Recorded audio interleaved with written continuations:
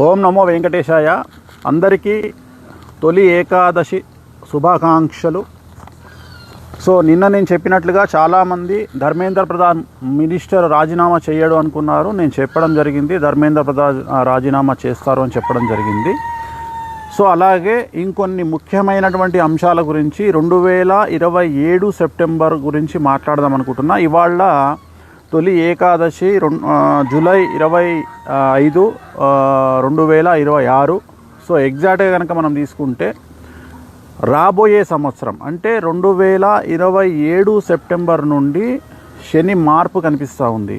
So శని మార్పు వల్ల ఏ రాశులకు సమస్యలు రాబోతూ ఉన్నాయి అనేది ఇప్పుడే చెప్పినట్లయితే వాళ్ళు ఈ 14 నెలల పాటు జాగ్రత్తగా ఉంటారు అనే ఉద్దేశముతోటి, రాబోయే సమస్యలను అధిగమిస్తారు అనేటువంటి ఉద్దేశముతోటి 2027 సెప్టెంబర్ నుండి విపరీతమైనటువంటి సమస్యలను ఎదుర్కోబోతున్నటువంటి రాశులను గురించి వివరిస్తూ ఉన్నాను.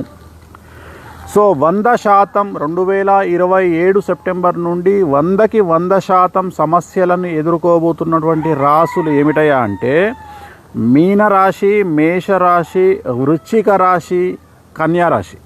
గుర్తుంచుకోండి. సో వీరికి 100కి 100% సమస్యలు ఉంటాయి. మీనరాశి, మేషరాశి, వృశ్చిక రాశి, కన్యారాశి.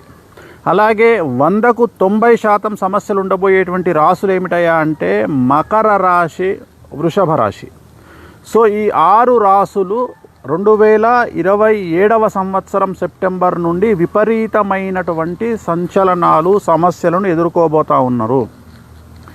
న్యాయపరమైన ఇబ్బందులు, ఆర్థికపరమైన ఇబ్బందులు, సామాజికంగా చెడ్డ పేరు రావడము, సమాజంలో సంఘంలో గౌరవం తగ్గడము, కుటుంబ సమస్యలు, ఇంట్లో తల్లిదండ్రులకు సంబంధించిన ఆరోగ్య సమస్యలు, మీడియా పరంగా ఇబ్బందులు, మీడియాకు ఎక్కడము, న్యాయపరమైన సమస్యలు, మన వాహన ప్రమాదాలు ఏర్పడము, అలాగే వ్యక్తిగతమైనటువంటి ఆరోగ్యంలో సమస్యలు ఏర్పడము, కుటుంబంలో ఎవరి వలనైనా ఇబ్బందులు తలెత్తే అవకాశము, అలాగే సంపన్న వర్గాలలో ఇన్కమ్ ట్యాక్స్ సమస్యలు, ఈడీ సమస్యలు, జిఎస్టీ సమస్యలు ఇలాంటివి ఎదుర్కొనేటువంటి అవకాశాలు కనిపిస్తూ ఉన్నాయి సంపన్న వర్గమైన కుటుంబాల్లో. అలాగే రాజకీయ నాయకులకు, సినిమా రంగం వారికి, వ్యాపార రంగంలో ఉండేవారికి, సెలబ్రిటీ స్టేటస్ మెయింటైన్ చేస్తున్న వారికి, సోషల్ మీడియా ఇన్ఫ్లుయెన్సర్స్కు, అలాగే మెయిన్ స్ట్రీమ్ మీడియా ఓనర్లు మరియు యజమానులు లేదా పనిచేసే వాళ్ళు సీఈఓలు అవ్వచ్చు, లేదా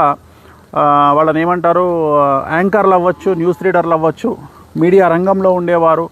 సో వీళ్ళందరూ కారెవ్వరు సమస్యలకు అనర్హమని ప్రతి ఒక్కళ్ళు కూడా 2027 సంవత్సరము సెప్టెంబరు నుండి పెను సంచలనాలను ఎదుర్కోబోతూ ఉన్నారు. మరి ఏం చేయాలయ్యా వీళ్ళు అంటే కారణములు అంటాం, లీడ్స్ అంటాం. అంటే ఒక సునామీ వచ్చే ముందు ఏం జరుగుతుందయా అంటే సముద్ర మధ్యంలో భూగర్భంలో ఒక భూకంపం ఏర్పడుతుంది. దాని తర్వాత మనకు 1-2 డేస్ తర్వాత సునామీ ఏర్పడుతుంది. అలాగే ఇప్పుడు మనం చేస్తున్నటువంటి పనులు అంటే ఇప్పుడు ఈ రాసుల వారు చేస్తున్నటువంటి పనుల వల్ల 2027 సెప్టెంబర్ నుండి మీకు సమస్యలు ఎదుర్కొనేటువంటి అవకాశం ఉంది. ఎన్ని రోజులు ఉంటుందయా అంటే 2027 సెప్టెంబర్ నుండి 2.5 సంవత్సరాల పాటు ఉంటుంది. అంటే 28 సెప్టెంబర్, 29 సెప్టెంబర్, మార్చి 2030 వరకు మీరు ఈ సమస్యను ఎదుర్కోబోతూ ఉన్నారు. కాబట్టి కళ్ళు నెత్తికి ఎక్కించుకోకుండా, ధన మదాన్ని, డబ్బు మదాన్ని కళ్ళకు నెత్తికి ఎక్కించుకోకుండా జాగ్రత్తగా ఉండండి. సాధ్యమైనంత వరకు వివాదాలకు దూరంగా ఉండండి. కొత్త పెట్టుబడులకు ఎవరినో నమ్మి డబ్బులు ఇవ్వడము, అప్పులు ఇవ్వడము, కొత్త పెట్టుబడుల జోలికి వెళ్ళడము, కోట్లు సంపాదిద్దామనేటువంటి ఆశకు వెళ్ళడము, అత్యాశకు వెళ్ళడము. సో ఈ అత్యాశను చంపుకోండి, మీ ఈగోను చంపుకోండి. సో చాలా జాగ్రత్తగా ఉండండి.